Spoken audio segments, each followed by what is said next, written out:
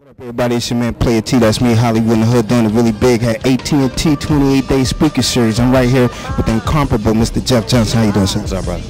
Everything's great, man. So proud of you, man. You put on for the community. Now, you had a chance to speak with some of the most influential people in the country, like Louis Farrakhan, like Barack Obama, and things of that nature. What did you take with you as far as career-wise that helped you as a person, helped you as a journalist, and things of that nature? I mean, at the end of the day, I think it's about, regardless of what field you're in, can you be excellent?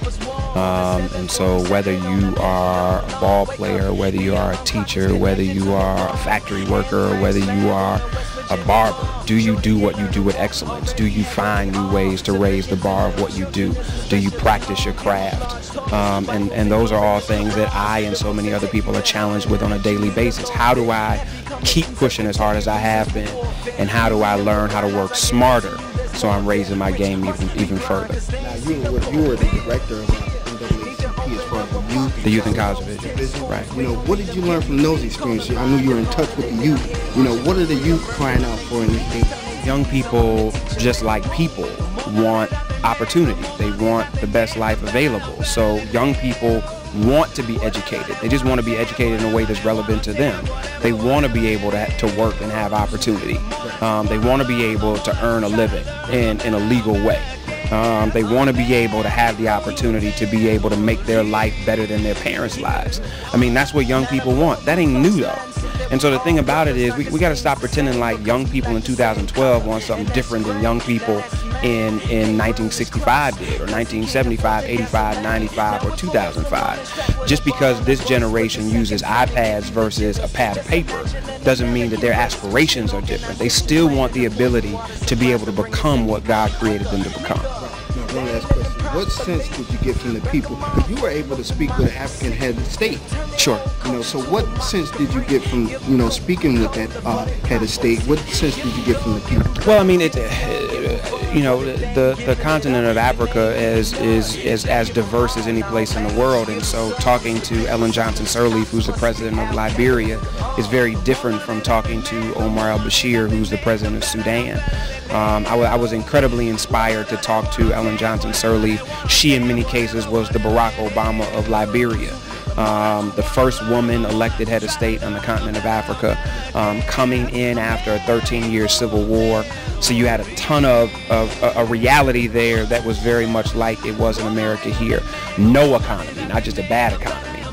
Young people who for their entire lives have been soldiers and not students. Did she seek your take on No, she didn't need my take. I mean, at the end of the day, she wasn't elected because she was looking for advice from some brother at B.E.T. Right. I mean, she's a brilliant woman who was a part of that culture, who was educated here in the United States, who worked in corporate America, who went back home to be able to give back to her community. And I think that's a lesson that a lot of us in Cleveland could learn. I see people from Cleveland doing amazing stuff all over the country, whether it's in finance or entertainment or business, but I don't know a lot of them that come back home and give. Where did you go to school in Cleveland? I went to Cleveland Heights, and then I graduated and went to University of Toledo. Thank you, man. Appreciate it. Red men, fool, black men. Folks during Black History Month are still raggedy. And they're raggedy because too often, even during this month where we are given carte blanche to run gangster with our history, we still are timid. And we're timid about who we talk about, we're timid about what we talk about, we're timid about how we talk about it, we're timid about diving into some level of depth spiritually, academically, intellectually, and emotionally about who our history is and why it was important, and then we wonder why our kids are crazy. And they're crazy not because they inherently are dysfunctional, they're crazy because they've been enforced to be able to embrace a popular culture identity as a result of their own family not giving them the identity of who they came from, what they are, and how brilliant they are. And so if we want to be serious about 28 days in Black history, we've got to deal with the fundamental substance of what it means to be part of the Black diaspora, even in the United States of America. And what that means is, because I know some of y'all are missing diaspora. Diaspora simply means those that are connected to the continent of Africa no matter where they are. And the problem with us as a people so often is we get so caught up in black folks in America that we created this sense of history that's about slavery and civil rights. And so it was slavery, it was a long time ago, it was bad. And then this white guy that really loved black people named Abraham Lincoln signed the Emancipation Proclamation, and then Martin Luther King marched on Washington, and then Barack Obama got elected president.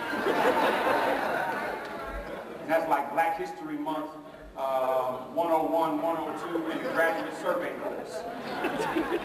And then black folks running around wondering why they're so confused about who they are even during Black History Month. Carter G. Woodson in 1927 created Negro History Week, not as a method to only focus that week on studying history. He created Negro History Week that changed into Black History Month because it was a time for America to be able to acknowledge the contributions of African people in this country. Not a time for black people to begin studying that which they did not study in March, April, May, June, July, August, September, October, November, December, and January. And so if we're going to be serious, we got to understand that this is a celebratory time to be used as a springboard to be able to not just talk about what history have we had, but how do we make new history. And if we're going to make new history, we have to understand who we are within the context of what has already happened. And why it's important that we start off talking about that past is because how we define that past is connected to how we move forward. And I find it troubling that we talk about slavery and civil rights and then Obama or Martin Luther King, because too often we have created this image of us just being in a place of bondage. So if you only view your history under the context of bondage and not under the context of development, if you only view your history under the context of being confined or being abused, but not in the context of being creative, of creating institution, of creating infrastructure, of building civilization, of ruling yourself, whether it's in a community in Raleigh, Durham, or Cleveland, or Newark, or whether it's in the ancient empire of Songhai, or Ghana, or Mali. It doesn't matter which one it is. Do you understand that you come from a history of those that have not just been brutalized and abused and discriminated against, but those that have used their intellectual capacity to be able to build that which others have not been able to build? Mathematically relevant instead of historically relevant, what you do is you make lazy leaders have no excuse but to be able to step back and say, we don't need to create relevant leadership for now, because all we need to do is excite you to a state of euphoric inactivity by making you listen to a speech that no longer is politically or economically relevant today, but makes you excited to a point where you don't do nothing but clap. That's right. All right. Yeah. And then all we do is talk about Martin or Rosa. All we do is talk about the civil rights movement, but we don't begin to dive deep into the rich legacy of history that goes beyond the shores of the United States of America and reaches beyond nationalities and boundaries and goes back to the beginning of time. Do you understand that? Because I don't think you do. Because I roll through the streets of Cleveland and these youngins don't get it.